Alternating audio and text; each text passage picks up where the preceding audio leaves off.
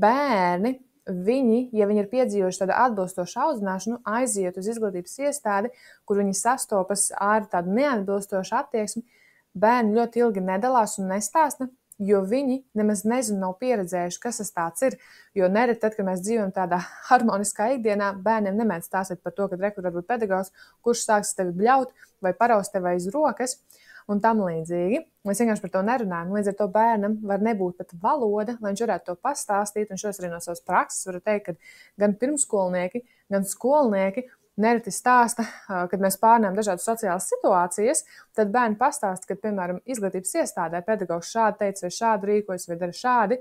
un viņi nemaz nezina, ka tas nav ok, ka tā nav norma, un tad var būt tā, ka bērns, kas notiek, ja izglītības iestādē nav atbilstoši šīs normas, mēs ar laiku redzēsim, ka bērnam šī uzvedība mainās mājās, ka viņš paliek niķīgāks, viņš paliek dusmīgāks, ka viņam ir iebjās iet uz skolu, ka viņam kaut kas nepatīk, viņam ir augstāks stress, viņš izvairās no kaut kādiem konkrētiem priekšmetiem,